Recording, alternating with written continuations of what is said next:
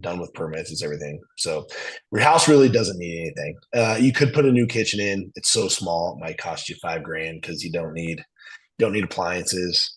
You could do, basic builder grade cabinets and, quartz or even like a laminate or butcher block countertop. So wouldn't take a lot. It's in good shape for the area. Sellers have taken really good care of it.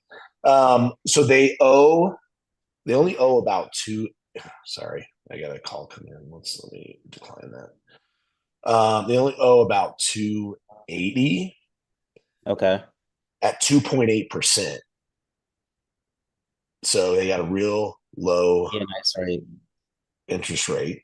They're willing to, subject to, if they can get their equity out. Now he said they have 100,000 in equity. They want 100,000 out. I was going to try and start at 50. My thought with this is I could get someone in here at like a 7.25% interest rate with 20%, 25% down. That would cover their full equity. But obviously, if I can get them to do only 50, then that, there's a $50,000 check there in the beginning, or I can be a little bit flexible and, go 12% or 15% down. Yeah. And then, sell them at like 425 and do a 2-year balloon on it with the buyer. And so that's kind of the thought. I mean, it would cash flow, at 7.25% PITI, they'd be paying 2507. My payments on the mortgage and the seller carry, I calculated like,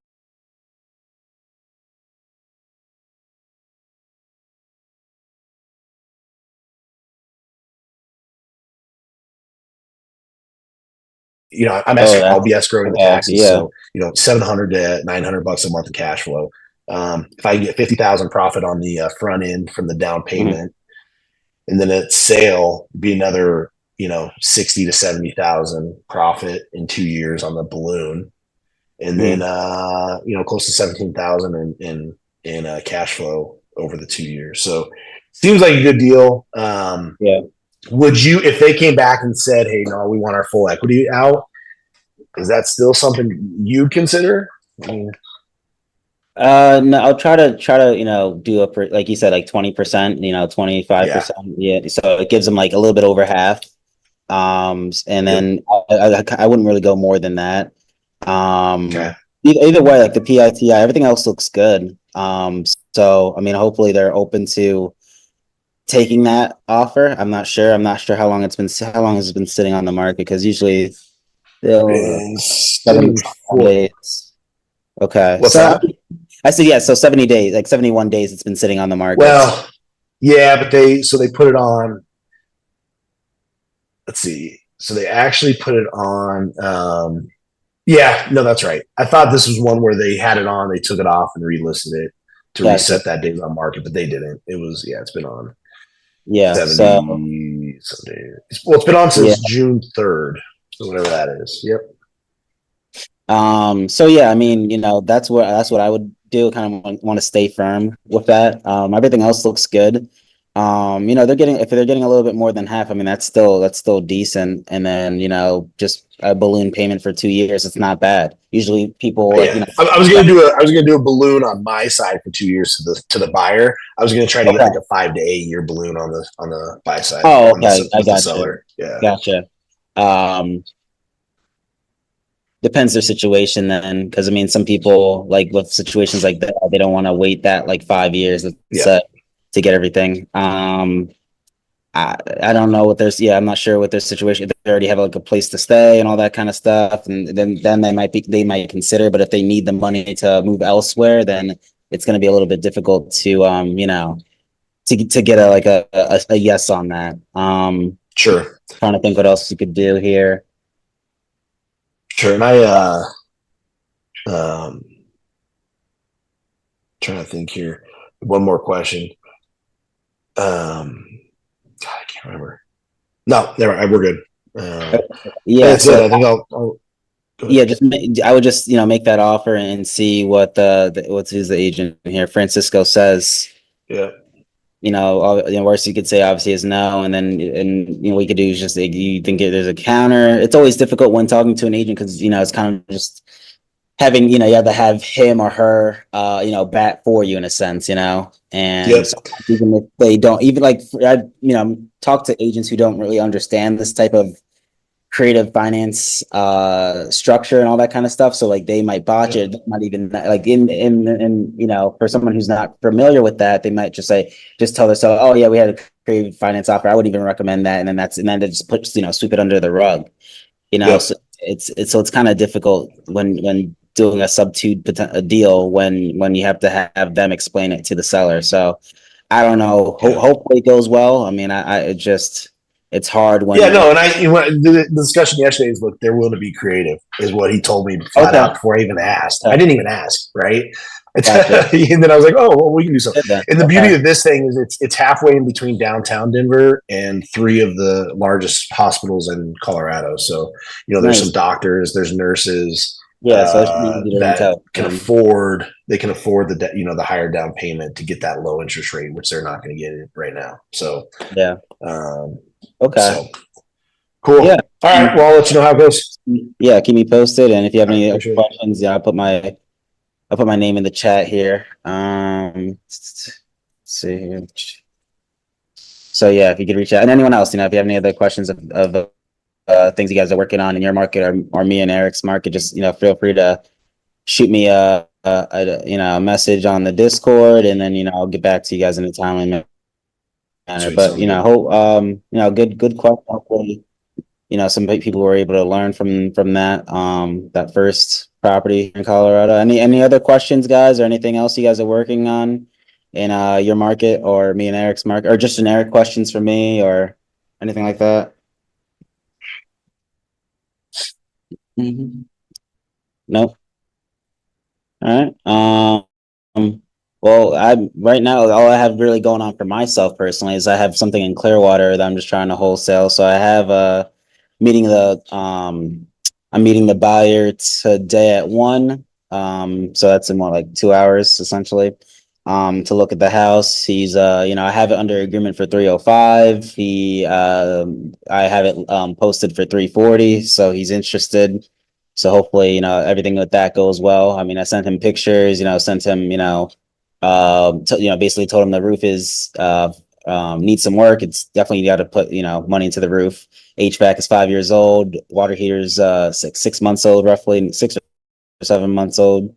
Good bones, it's a good area of Clearwater, which is about 20 minutes from my house. So hopefully, everything goes well. It'll be a good payday if he is willing to move forward at that 340 mark. But yeah, and that's you get leads like that sometimes where it's good spreads every now and again. So it's always nice when they hit. This one was just a lead that I was passing by on just I forget where I was driving to, but I just pinned it because it had like a messed up garage. I'll just put the address in here. I had like a messed up garage, and so I just pinned it, called her. Her name's Susan. Nice lady. Um, and but yeah, so, I mean, I just saw it when I was passing by, and I noticed the garage was messed up. And she said I talked to her, Skip Trace talked to her back in like April or whatever. I forget. Like I have to check my CRM to see exactly when it was. I put the lead in, but anyway, she's like, "Oh yeah, I'll be ready to go in the summer," and fast forward, we're in August now, and yeah, so I mean, it's always nice when stuff like that works out. Trying to get the street view for you guys here. It's just taking a little bit to load. Come on. I guess I have a lot of tabs up. But anyway, that's what I'll be doing. That's pretty much the only thing I got going for myself currently. I don't know why it won't load on here. I'm just trying to pull pictures on my phone. Hold on. Let's see. I was there the other day, so like I don't know if you could kind of see like the garage doesn't even close. It's just like open like that. But yeah, that's when I was there, the one day like last week or whatever. She has a lot of stuff in there, so it's gonna take some time for her to move and everything like that. Why won't this open? It's kind of crazy. Um, but but yeah. It's a nice area. I would say like around like 500 ARV, a little bit over 500 ARV. But yeah, that's pretty much it. Any questions on that or?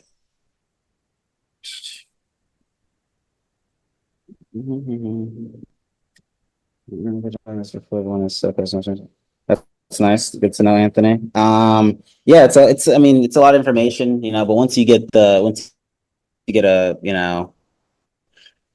of like the whole process from A to Z, from basically I would say find your market. That's the first thing, know what market you want to start with, A lot of people sometimes when they start, they go, three different markets. They're in like, let's say they're in Tampa Bay, Florida, which I'm in right now. They'll do Houston, Texas, and they'll do like I don't know, Charlotte, North Carolina. So they'll be like, so it's hard to like really get a deal because if you're focusing on three markets, you're putting your time. Like I would just say, focus on one market. Let's say Charlotte.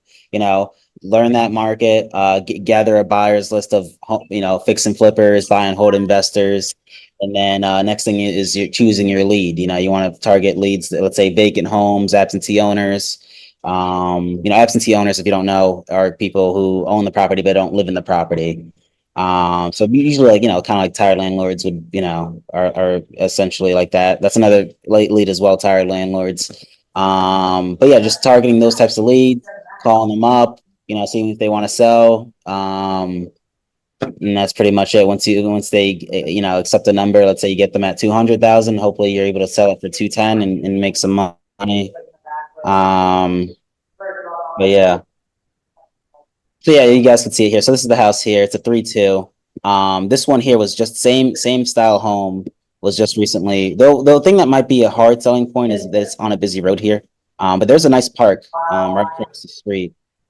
So hopefully, we could that could be a good selling point. But yeah, this house used to be kind of like in the same condition as this one, but it was flipped like a year or two ago, and it sold for last year. It sold for 510. Yeah, it sold for 510. So like the same flipper could do the same type of thing. And this one doesn't have a pool either, so they just kind of just painted everything. Did kitchen, bath, all that kind of stuff. Put a fence around it. So hopefully this flipper has the same, I guess, vision. But yeah, definitely could use some same. You could see the same type of style home. But yeah, so hopefully, I'm going there at 1, so hopefully everything goes well and get it sold. But yeah, back to like starting out. Yeah, so yeah, just and then moving that you have the purchase agreement, you have to have the assignment agreement, send that over to a title company, and then you're pretty much good to go. But I mean, it's easier said than done. Again, the hardest part is trying to get those people who don't have the property, because again, this house wasn't listed anywhere. I just called and she didn't have a for sale sign or anything, so this would be considered an off right here, off market property. But yeah, I mean, those are the best ones, the ones that aren't listed. But yeah, any other questions, guys? Anything else you guys got going on? And I actually have to send the agreement over to Here, I'm gonna do this. Oh my god, it's hilarious. And I'm gonna show you how the diagram looks. We actually have to send it over. So like I got it signed 2 days ago was the for this property, so I'll just have to send it to the title company. Usually what I do is like I usually send the purchase agreement and the title and sorry, it's in the purchase agreement and the assignment agreement right away. But all I have is just the purchase agreement right now because the buyer didn't sign yet. He said he wants to buy it sight unseen, and I've done deals like that where people buy it off of me sight unseen without having the buyer without the buyer walking the property. It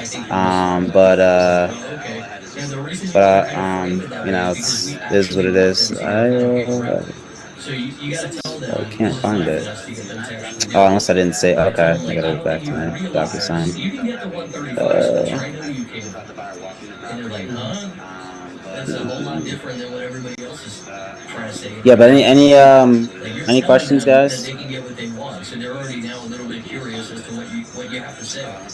But now I'm telling them you can get it, but I don't think you realize what happens when you get what you're looking for, and that's the curiosity piece to get them to take that paper out. So hey, just grab a pen and paper. I want you to write something down, and I'm going to really open your eyes. I'm going to show you what happens when you get what you're looking for. I don't think you realize it. All right, fine. Give me a second.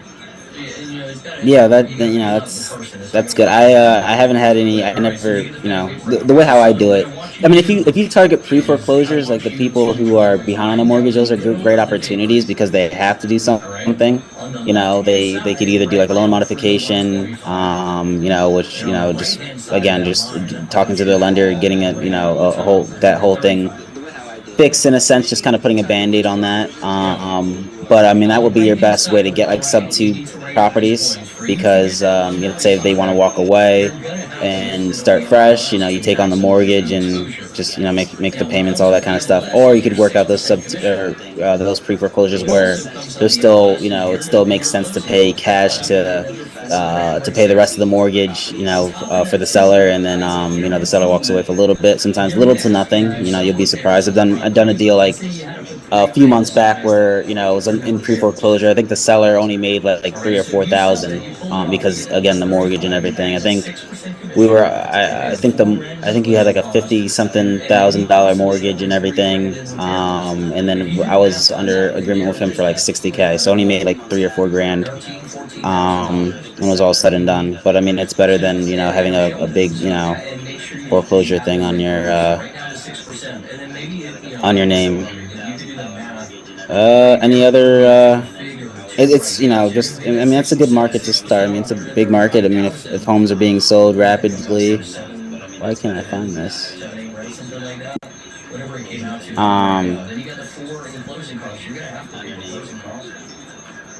I just get it later. I don't know why it's not showing up. Any other questions, guys? So that's 15 grand coming out of your 135. That means you're walking away, seller.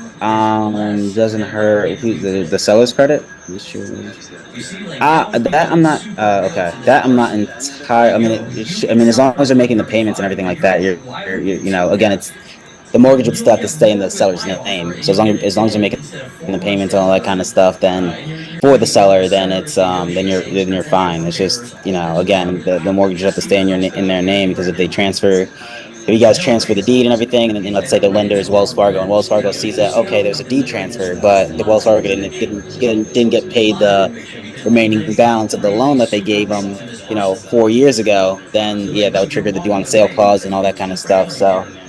You would have to do this up to like basically an agreement to deed. So once that is paid, then once the loan is paid, satisfied, then you're able to transfer the title. But yeah.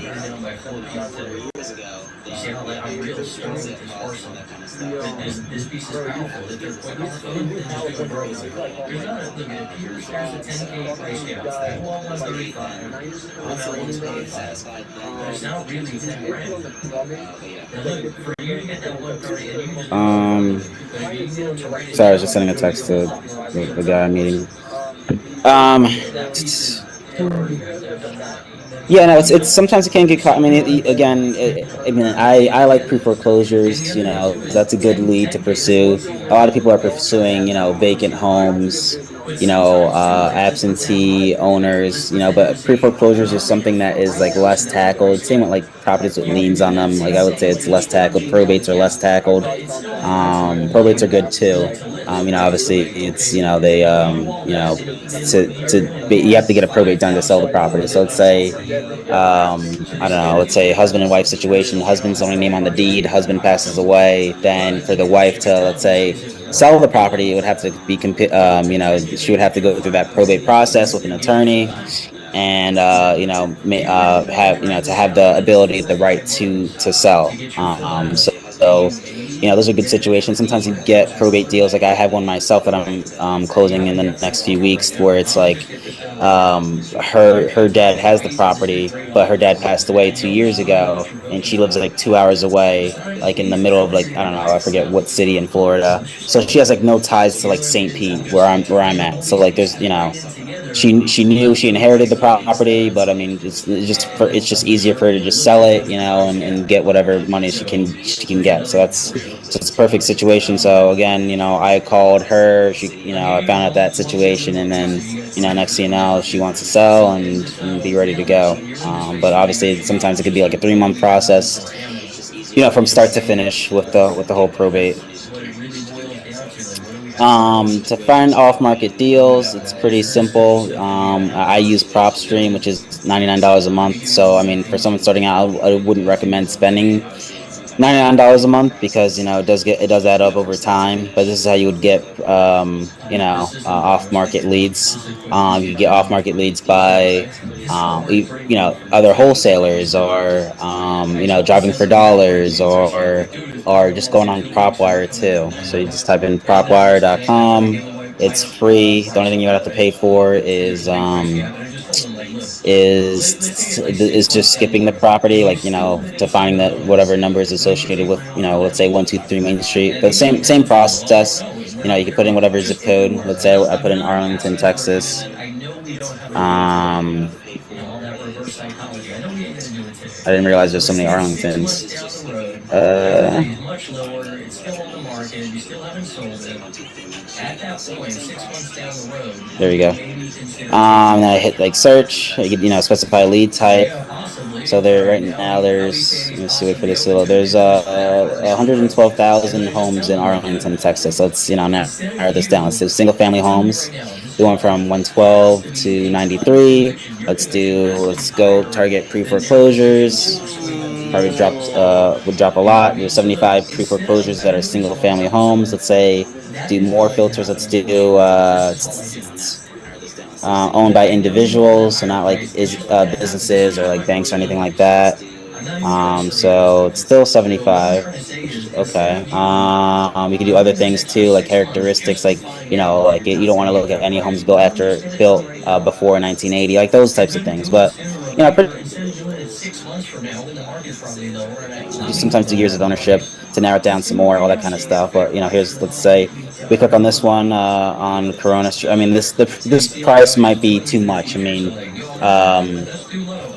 I like looking at little stuff that are under, like, let's say 300,000. So let's do something like this. So there's a good one. It looks kind of distressed as well, a little bit. I'm not sure when Google Maps passed through here. Loan was taken out in 2017, FHA. It's under pre-foreclosure. And, if I put the same address into, let's say, PropStream, you'll see the same thing. Tell you the owner information, all that kind of stuff. Same thing. It's 2017 when it was taken out. Let's go to the mortgage transaction history. You can see FHA. Again, we saw that on PropWire. You get the same type of thing. Here's the loan amount, 143,846. We'll see the same thing over here, 143. I'm not seeing the second. It says a new conventional loan taken out in 2023. I didn't.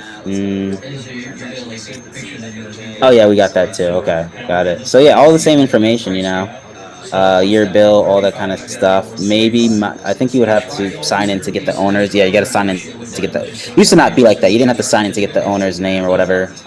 For me, it's already there. I could see the owner's name. Go to property details. It's owned by Francisco Flores. So he's been there for 6 years, 11 months. Owner occupied. And right now the status on here is it is saying it's off market. If it was under pre-foreclosure, it would say that on here, but I guess PropStream didn't pick it up. Yeah, sometimes it does take a little bit, like 2 to 3 weeks. Yeah, on here it's saying it's a pre-foreclosure. So my next thing is like, skipping that address, finding the number for Francisco, calling him up and saying if, just I do the same type of pitch every time. I would just basically say, "Hi, is this Francisco?" He'll say yes or no. Let's say he says yes. My next thing is like, "Oh, hi, nice to meet you. Sorry for calling out of the blue. My name is Terrell. I buy in Arlington, Texas. Just wondering if you might be open to selling your property on Montclair Street." And just kind of like, just shut up and listen. You want to see what they have to say. He might give you the time of day. He might not give you the time of day. If he gives you the time of day, you want to be ready to, put your listening ears on. And sometimes they'll tell you everything on the first call. You'll be surprised, but yeah, he'll tell you what's going on. He'll say, yeah, I'm looking to sell. I want to get out of here. And then he'll start saying other stuff, and then that might lead into other questions that you might have and all that kind of stuff. So, I would say PropStream is better because I guess the best way is kind of going on, like, let's say YouTube and comparing. Going to somebody who compared PropStream to PropWire. I haven't used PropWire other than just kind of just showing people. Like, I don't have an account, as you see. I have to pay, or not pay, but I have to sign in. It makes no sense for me to sign in when I already have PropStream. I would say PropStream's been around way longer, so it should be better than PropWire. But again, I couldn't tell you. It pretty much gives you the same type of information, same type of structure. I think they might do a little bit more. I think they might have PropWire might have a little bit more leads, or not leads. Oh yeah, leads. I'm sorry. Like, where I don't have that many. I might have like the easy ones, like absentee owners, like auctions, REOs, cash buyers, free and clear, high equity, MLS, add negative equity. I don't have like where it has like zombie properties or like tired landlords, private loans. I don't have like anything like that on PropStream. Assumable loan. I don't think I have that. Yeah, I don't think I have assumable or adjustable loans on PropStream. I would say, I like pre-foreclosures because, again, they have to do something. They're the most out of all the, like, I'm not sure how many lead types there are here. Let's say 20, not even 20. Let's say like 15. Let's say out of all the lead types here, that probably is 20. Pre-foreclosures would probably be the best one, or the highest one, like top 3, because the seller has to do something. They have to make a decision. It's either they're obviously behind, so they either keep, if they continue to not pay, then yeah, something will happen. They're gonna get their property's gonna be, going to auction, like, let's say 3 months later. So they have to do something. So they either, again, their options are pretty much either like, doing a loan modification with their lender, going through a short sale, and going to auction, which they don't want to do, and just selling it off market transaction. And that would be with someone like ourselves. Yeah, they're more desperate. Yep, in a sense. Yep. Everyone else is really not that desperate. But this would be the most motivated. Yes, pre-foreclosures, because it's like a ticking time bomb, because you don't know. Because sometimes they have an auction date set. It might happen that day. It might may extend for another week. Who knows? But yes, they're the most motivated to want to do something. So I would say I've done a decent amount of pre-foreclosures. So it's that's just with my experience with the deals I've done. But yeah, good questions, guys. Good questions. But yeah, again, I would skip. Let's say if I wanted to find it, I think it was Montclair Street, right? Yeah. So let's say I wanted to copy this. So I'll copy this right here. I'll go to like TruePeopleSearch.com. It's free. Put the address in here. Put his name in, Francisco Flores. Put that in there for the name portion. Hit search. Sometimes too, we have a few Francisco Flores. I don't know if it's like, let's see if he has a middle name, initial or something. No middle initial, so it might be a little bit difficult. Okay, so then I will sometimes just get rid of Hold on 1 second here. I might just get rid of like the Montclair Street and just put in Arlington, Texas, and then the zip code. Might have better luck, might not. All right, so you still got to go through a few. I didn't realize there's going to be a lot of Francisco Flores is in here. Let me see if there's anything. Okay, so here's Arlington. So this might be it here. There was a name that said Cynthia. I mean, I could always double check it here. Yep, so Cynthia was right here. So that's definitely it. So Francisco is 49 years old, living in Arlington, Texas. And I have, 6 numbers, probably more. 6, 7, 8, 9. So I have 9 numbers to try. Might be this first one, this 210. I'm not sure if that's the area code for Arlington. Let's see. San Antonio is the 210. I'm not sure how far that is from Arlington, but anyway, probably is his number, the 210-775. So calling that number and again saying the same thing. Hi, is this Francisco? He'll say yes or no. Then obviously going into like, hey, how you doing? My name's Terrell. I buy properties in Arlington, Texas, or whatever location it's at. And would you be open to selling your property that you have there on Montclair Street? And just seeing what sometimes I would try all these numbers here and see. Hopefully you could get them. And if they say none of the 9 numbers work, then there have been times where I just go to the house, and see if there's anyone home, talk to them in person. That's the old school method, but sometimes that works, Yeah, sometimes that works. So yeah, I mean, I did that for my Clearwater one. Like because at first she did answer me, but then I haven't heard from her. Then months went by and I haven't heard from her. Then I went in person and then chatted with her in person. Because again, it was a 20-minute drive. So I mean, scared money don't make money. Just again, it takes me 20 minutes to drive there, 25 minutes to drive there. I'm not, so I went there, and now fast forward, now we're in August, and I have a good deal on my hands from that. And she's able to trust me, all that kind of stuff. I helped her out. I always say, when dealing with sellers, I just want to make it a smooth and easy process for them. But yeah, if she had, if let's say I was like an agent and she, had to give a review, I don't see why I wouldn't, get 5 stars for the help that I provided with her, or to her. I'm sorry, but yeah.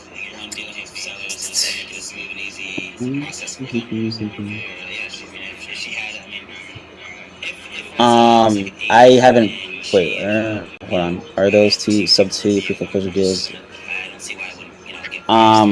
So yeah, because they own. I mean, not all. I mean, they can be. I mean, you could work something out like that, or they could just be a regular, situation where the seller is not behind, but they still want to get out. So it could be sub-2 pre-foreclosure, or it could just be a regular sub-2 deal, and there's no money owed. Like they're not like 15,000. Oh, they're not in debt to the bank 15,000 because they're missed mortgage payments.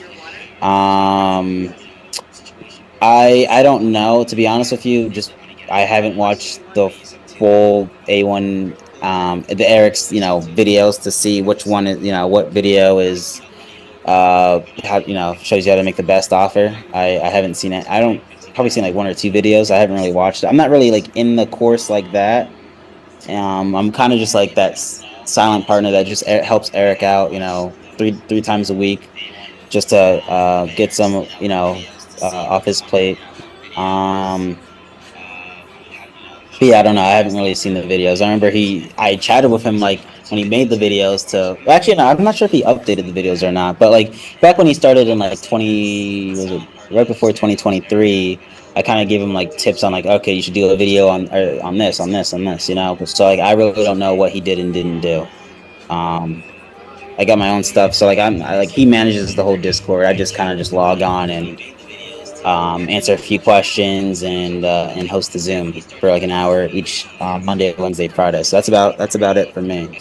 Because I'm working on obviously like deals like I was putting to you guys now, and trying to get more stuff in my pipeline. So he's more so not really like I guess as in market as me, because he's keeping up. He has to put more priority to helping you guys out. So, which it's not the case for me, because I'm trying to grow my business, my wholesale business. But yeah, any other questions, guys?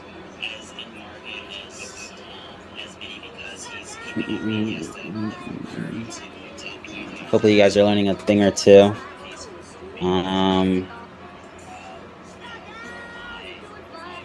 Trying to see what else I could chat about here.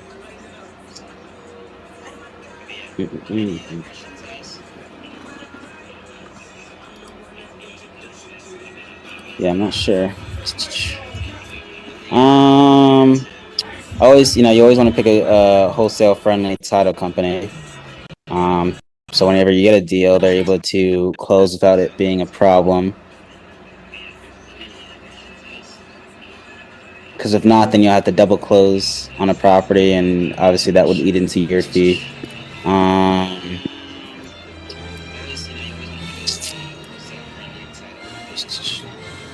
Where that is, it's kind of annoying. But yeah, you want to. I never double closed on anything.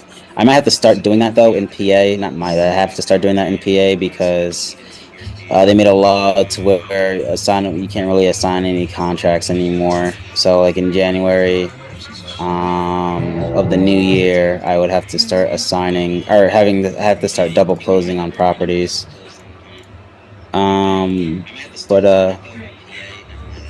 But yeah, in the meantime, I'm still able to do assignable. Like I said, I've been doing it for 3 years, and I never had to do any double closings.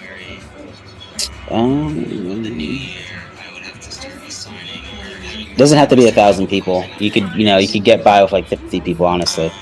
50 active, people in, let's say, your market that is that let's say buy and hold and fix and flip. So pretty simple.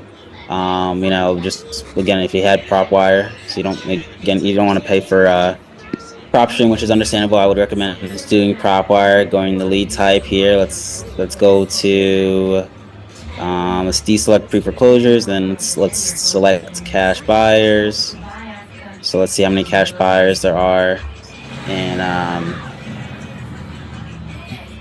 there's 93,000 cash buyers. Hold on. It's a lot of cash buyers. Okay, that's not right. Okay, so 17,000. So 17,000 cash buyers that bought single family homes. Let's go to like the more tab. Let's go to let's say business, like LLCs and so not individual. Let's say, and then you want to maximum a year. So like if it was like a recent flipper, they're gonna they usually take maybe max a year from buying it to reselling it. But yeah, let's see how much we're at now. Oh, I did not put it. Hold on. Business.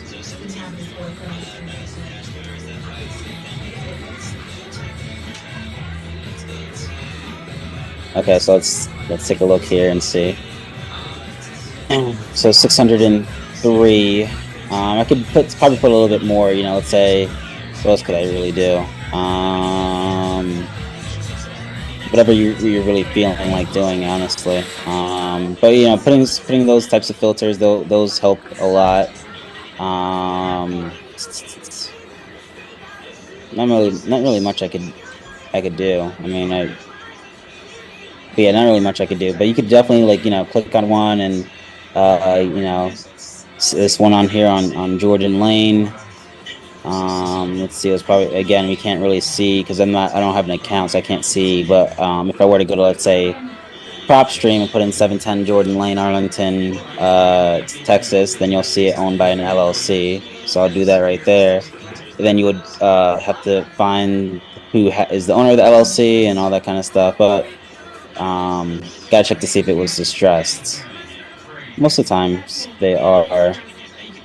So it could be like an easy tell for like a fix and flipper. All right, so custom. Okay, so, and I forgot too, Texas is in a non-disclosure state, so we really don't know how much they bought it for.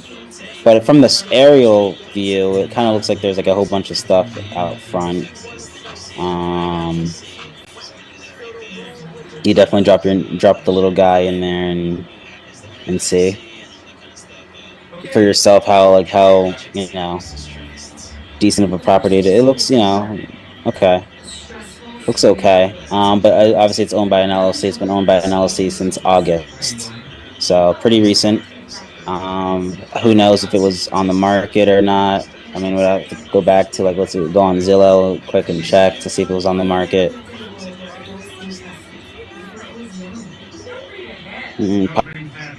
Probably wasn't, probably just an off-market sale. I wonder if, I guess Zillow doesn't even have it sold. I guess they didn't update it yet, but obviously we see here that it was bought on the 6th, and let's see what it says on PropWire. Probably the same thing. History. I have to sign in to see the history. Okay, I didn't. They used to when PropWire first started, they didn't really have to. You didn't have to sign in to see the owner or the history at all. It's unfortunate, but anyway, yeah, you get the idea. What do you mean by not a 2-year term? I'm not sure what you mean by that. Like maybe owned it for 2 years? I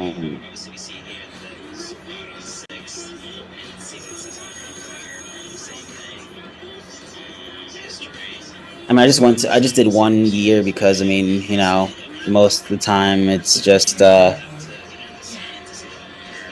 yeah, for an investment property, I mean, it's to see if it was owned in a year. Usually it doesn't take 2 years to do flips. So you want to get the most recent, flips.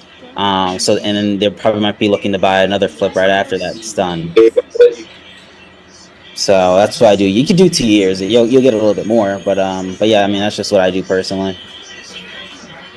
So let's say if there was, I mean, we have a lot of options here, so 603. I mean, I could put a few more filters on there. We have 603, so I really don't have to. If there was like 6, or maybe like 60, then yeah, I would put in 2 years to get a little bit more. You know what I mean? It's like, for example, if you're running through comps and like Zillow, they do 1,000 square feet under 1,250, under 1,500, and your property's at 13 something, and you have it set to 1,500, you're not really getting anything. Okay, then bump it up to 1,750. Then you'll probably get like 1 or 2 more comps than you would have had before. So just like that same thing.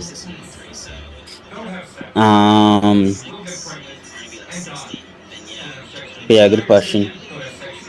Anything else you guys have?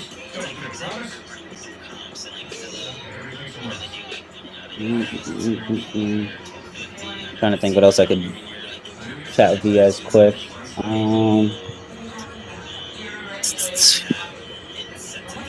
That's pretty much it. I mean, I'm not sure if you guys have anything else for me, but yeah, I'm mostly wholesale. So like I've done like 1 creative finance deal.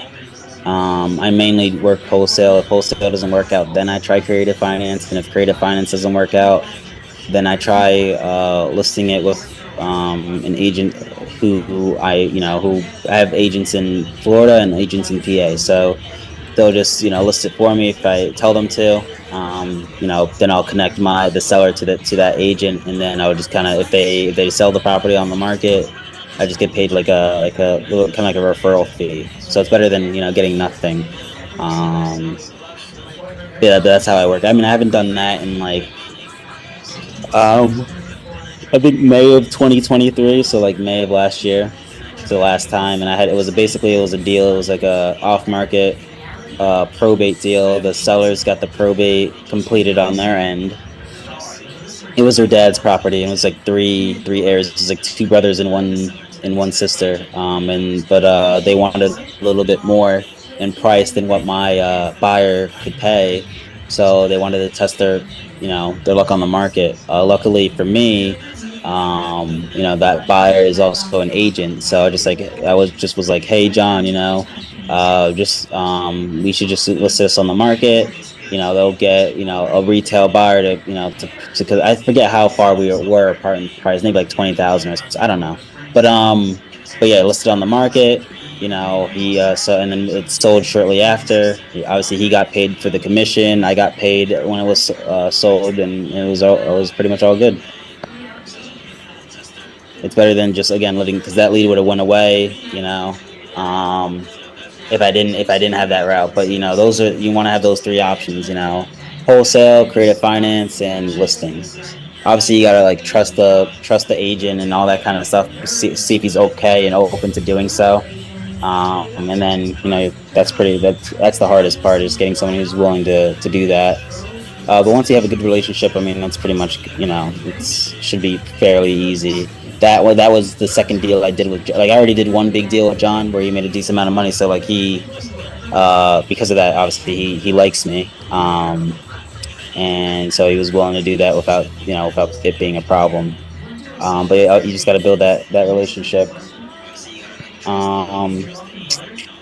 That's pretty much it.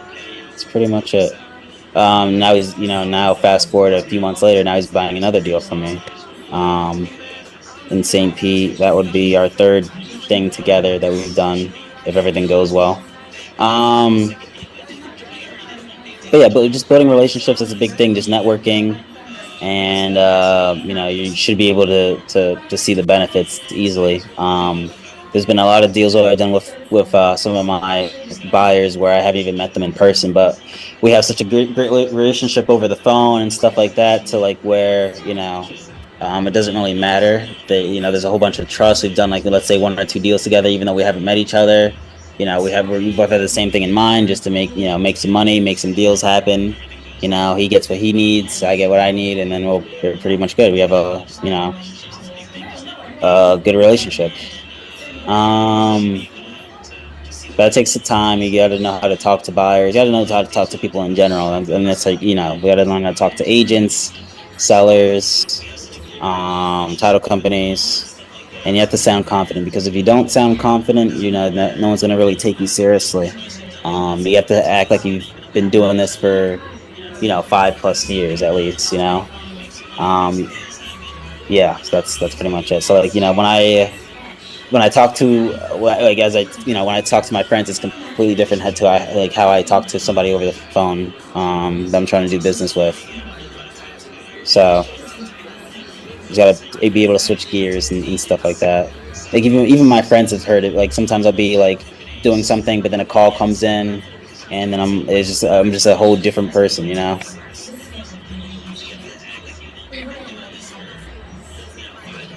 Just a good phone voice, and it takes time. I mean, I wasn't around when Eric had his first. I mean, Eric's been doing it for like 8-9 years or whatever, just wholesaling, just real estate in general. But yeah, I mean, he said he hung up on himself on the first call. I guess I don't know what happened. I don't know how it went. I think that maybe they were open to selling, but he just hung up on himself, and he just didn't call back. I don't think 3 years ago, I don't think I had that same thing. I probably didn't know what I was saying. I mean, I can't really remember.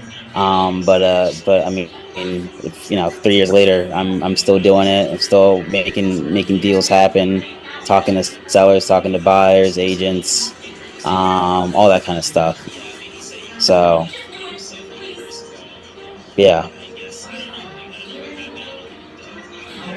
And and I've heard many times people can tell that I have that, I guess, personality, just very friendly, and I'm able to. I guess that it's just able to be trusted. I guess even if let's say if I'm telling a white lie, then they wouldn't. It's hard. I don't know. I guess I'm good at that. Like, I can't even think of an example right now. But like, if I don't know, if something. If I had to make up an excuse or whatever, like, I'll say it in confident, and they won't even question it, that type of thing. But yeah, any other questions, guys? And I'm just kind of like rambling here. I have a quick question. When you talked about getting a connection fee, so you're not getting the deal under contract or anything, I'm doing that right now. I'm getting a connection fee. I was just curious how much you were paid for a connection fee. Sometimes I try to negotiate like a 1.5%. Oh, okay. Yeah. If you're not able to, 1% is still fine. I mean, but just You're saying with the agent, right? Correct. This is with somebody who buys a lot of properties. So, like, I know his buy box, and then I knew of a property that would be in his buy box, Mhm. and so I connected him to that agent or not agent. It was a wholesaler actually. I connected him to that wholesaler, and so he ends up saying, "Okay, I'll give you a $5,000 fee for that." Usually I wouldn't even work like it's, let's say for example, like let's say like I usually just put my fee on top. So like that's how I work it for me. Like if that for that type of situation, let's say that wholesaler has a property, and he's asking 150 for it. Then you know I would call him and be like, hey, look, you know, I'm not like an end buyer, but I think I might know somebody who might be interested. Are you open to, you know, if I bring them, if I just put my fee on top, you know? Okay. That's how I work it. So like let's say he's asking 150, I try to bring somebody in at 110. At 160. Then I make a $10,000 profit. You know, the wholesaler makes his money, but you make your money on top. That's what I tell people. Okay. Yeah. So I got confused by your question at first. No, that's okay. Yeah. So that's the best way. You know, I tell anyone who wants to JV or whatever. Like I just say, like, hey, look, you know, just put your fee on top. You know, I'm asking this much. If you could bring something to the table and put whatever fee, you know, whether $5,000 you want to make for yourself, then you know, bring them to the table, and then you know, we could try to see if we can make a deal happen. So. Okay, perfect. Thank you. Yes, Dom, I see your question here. It took me, like, I started working with Eric. I moved down in like, I don't know, like it was like July of 2021. I don't know if it was like the second week or whatever. I started working with Eric the third week of July, and like I got my first deal it was in Pennsylvania. So I was like, you know, I wasn't even there. I moved from Pennsylvania, so I was living in Florida, but it was a for sale by owner. Yeah, that was my first deal. It took me 2.5 months to get. I closed on it. If I remember the address correctly, hold on, let me just bring it up here. It was like September, maybe middle of September. 123 West Green Street. I forget the guy's name too. Was it Jose? Or, oh yeah, you can't even see the history. I gotta go. Sorry about that. I gotta go to prop stream because you can't even see anything. You have to make an account. But yeah, I think it was like the middle of September. Yeah, so like 2.5 months. And then, you know, to this date, I've probably done like 30 something, you know, deals, wholesale deals. I probably should have done more. There's been close calls where I could have gotten deals, but then we were like a few grand apart, and then, you know, seller wasn't budging, buyer wasn't budging, and then that's pretty much it. So I definitely should have more, maybe closer to like, you know, like maybe mid 40s or even 50. But you know, you're not gonna win them all, obviously, you know. Let's see when I close on this one.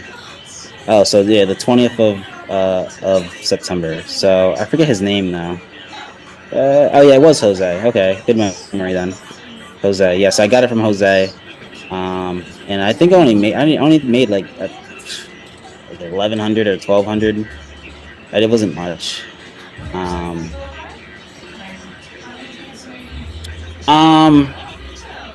I try to avoid having to do JVs. I rather like try to. I mean, to be honest, it's easy to find a buyer yourself. You know, you just got to put in a little bit of time.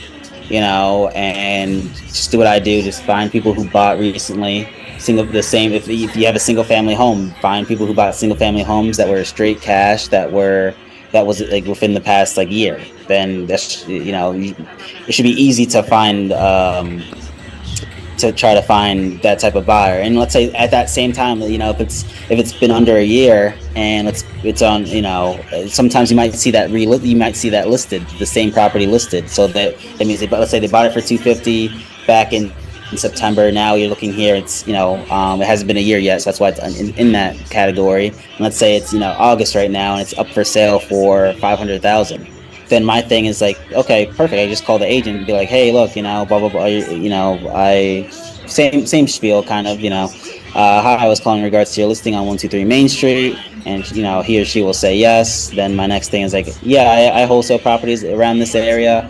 I saw that he obviously did a great job on this rehab. Do you think he might be, or he or she might be interested in another potential flip in the same area? And the agent will say yes or no. Agent might ask for what's the address, and I'll run it by him, all that kind of stuff. So it's really fairly easy to get buyers. Sometimes the agents will give you their information to call the flipper, or sometimes they might just request it from you, like, hey, look, what's the address? I'll run it by him and then come back to you, blah blah blah. But I mean, you can JV. I've JV before a couple of times. But I mean, either way, I think it's fairly easy to get a buyer on your own. All you need to read, again, 50, 100 buyers, as long as it's in your market, in that area. I mean, it shouldn't be hard at all. But I understand if you're new and stuff. I mean, there's nothing wrong with JVing at all. You could joint venture with somebody, split. Let's say you split the everything 50-50. That's perfectly fine. Like for people who are in the Discord and they want to partner, they have a deal in, like, let's say me and Eric's area of Florida. Me and Eric already have a extensive buyers list in the Tampa Bay area, in the Tampa Bay market. So, you could JV with us, and you just bring the deal to us, and then we'll find the buyer, we'll dispo it, find the buyer, push it through the title company, all that kind of stuff, to where you don't really have to lift a finger. You already brought the deal to us. We'll take it on from there. That though is a 60-40 split. So where we would take 60 and you guys take 40, because again we're it's our trusted buyers list. Everyone's legit on our side, and again too, we're running it through the title company, making sure everything is okay, making sure everybody gets paid accordingly, and it gets closed on time. So that's why it's split that way. But I've done that with people from the Discord a handful of times too. Help them get their first deal, help them get their third deal, to where they're able and comfortable enough to just kind of do what I did, just branch out on your own and get everything yourself. But it's a learn and everything, the whole process. I mean, it's okay JVing. So yeah, that's my opinion on it. Yeah, exactly. 60-40 is better than 0. But yeah, no. So I mean, nothing wrong with JVing. You definitely do it. I just be at this stage of the game for me, like 3 years in, like I know I could find somebody pretty easy. So it's not that hard. You could go do what I did, just pulling recent sales on PropStream. You could go on groups in Facebook. Let's say I'm part of like the Tampa Bay real estate investor group. And I'm part of like a few investor groups. Like there's like Florida off market real estate. There's a whole bunch. But anyway, you could just make a post, like say like, hey, my name's Terrell. I'm looking for active end buyers in St. Petersburg, Florida. And then there'll be a whole bunch of people who comment. I say, hey, like I'm actively buying here. I'm looking for and then sometimes they'll put their name and email. And then your next thing is sometimes they even say like what they're looking for in that post that you made. But either way, you could contact them, like, hey, he's commented on my post of people actively buying in St. Pete. What's your buying criteria? What are you looking for? And then they'll tell you. So then when you're making, like, let's say like a whole list, you're like, okay, this guy Dan, he buys in St. Pete. He only buys single family homes. This is his buy price. It has to be around this much. He's not going to pay more than that. And sometimes it might tell you a few zip codes he's particularly looking at. So you could already kind of like, sometimes it's always good to work backwards too. So, when you're, let's say, looking for a new lead, you'll have, let's say he likes, like, let's say I'm in the zip code 33708. So 3370, let's say he's only looking at this zip code, right? So then maybe you could focus just that zip code, you could focus this zip code, and then you'll see, and just look for kind of like his criteria. And then, so when you do get something in the zip code that fits his needs, then, that guy, Dan, is the first person you'll call, among with like a few others, but that's how you would work it.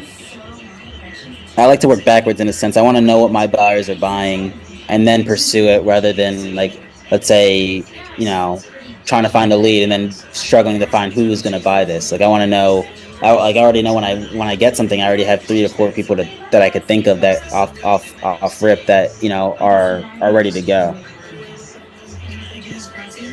So that's just me. Any other questions, guys?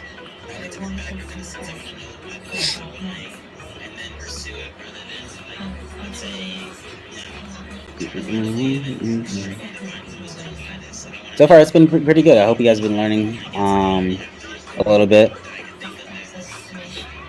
But yeah, it's a lot to learn. So definitely look at the videos. I mean, I could answer questions after the Zoom or whatever.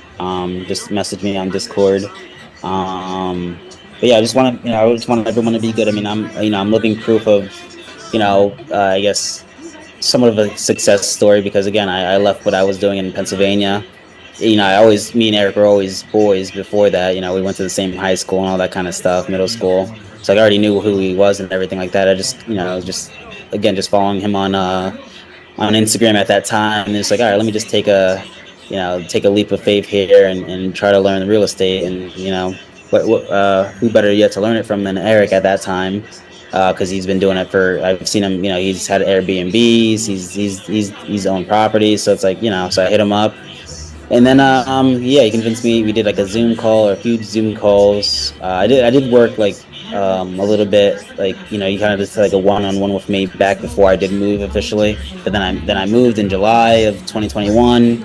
Worked for him for like a little bit over a year, and kind of just been doing it my own thing ever since. But yeah, so I'm living proof of just obviously, it wasn't all hunky-dory in the beginning. Again, it took me 2.5 months to get my first deal. But then once you kind of get the whole process going at that time and knowing the steps from A to Z, it just becomes easier and easier. The whole process. Sometimes it's just I would say the hardest part is just getting that great deal, because it is sometimes hard to get a great deal. There's good deals out there. Some people still buy good deals, but getting the great deal is when you can make let's say $15,000 or more. But yeah, there are deals where you can make some. There's been deals where I made a little bit under $1,000. There's been deals where I made like 21,000. That was like last year. I made the biggest. Yeah, last year I made 21,000 on a deal.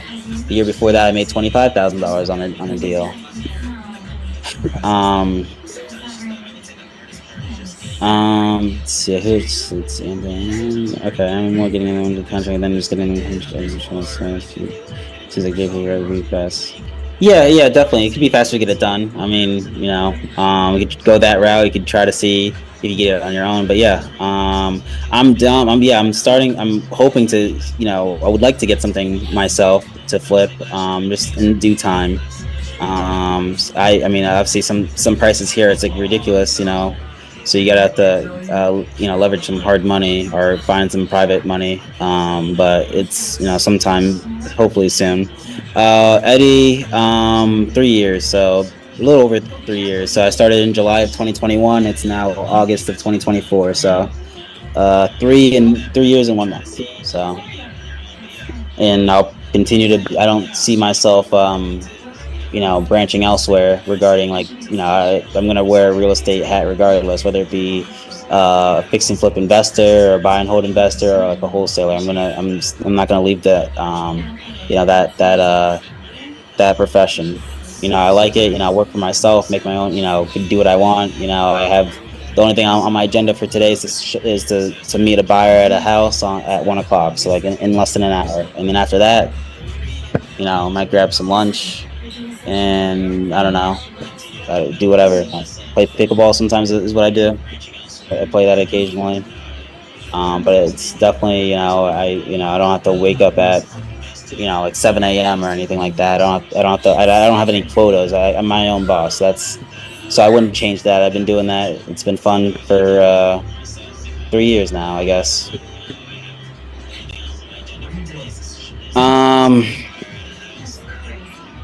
Any other questions, guys?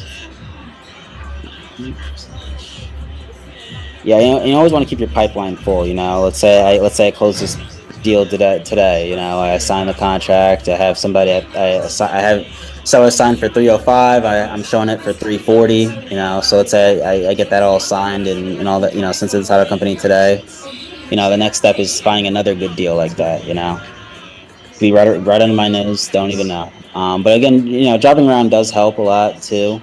There's this one I was just driving. I forget where I was going like 2 weeks ago or something. I forget where I was going. But anyway, like I just there was a house like outside my neighborhood that was that's just been vacant. You know, I never seen a car there. Blah blah blah. But then this one, I think it was like a Wednesday or Thursday.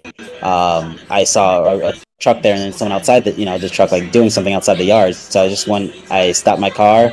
It was in the neighborhood, so it wasn't on like a busy street or anything. So I stopped my car. I was like saying excuse me by sitting down, but it's rolling down my window, but he didn't hear me. So I went out, walked up to the driveway to the garage where he was at.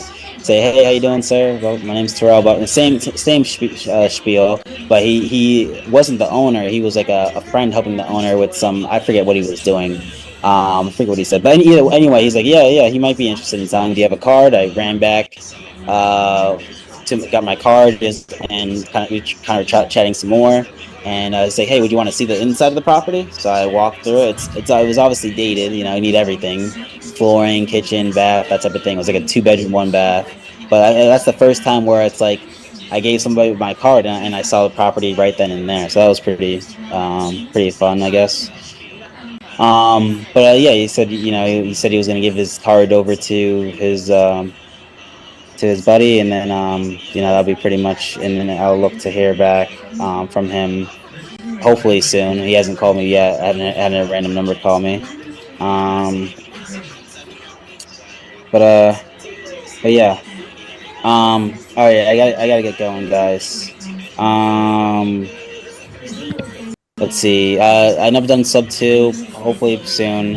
What's the highest sale price? Like 200, 250. I mean, you could start under 300. But yeah, any other additional, Eric's texted me. So yeah, he has a Zoom in like that was at 12. So a few minutes over schedule. But yeah, if you have any other questions, guys, just put my name. Just type in my name on Discord. Message me. But yeah, I'll be looking to help you guys out. But yeah, you guys have a good rest of your day, and we'll continue on Friday. Take care.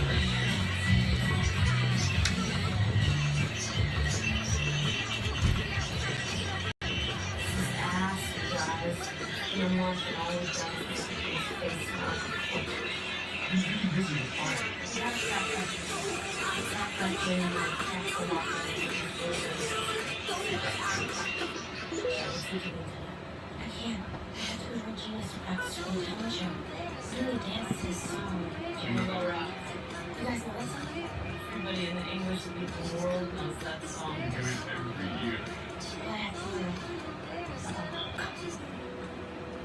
Hey! Why are you talking to Janice Ian? I don't know. I mean, she's so weird. She just, came up to me and started talking to me.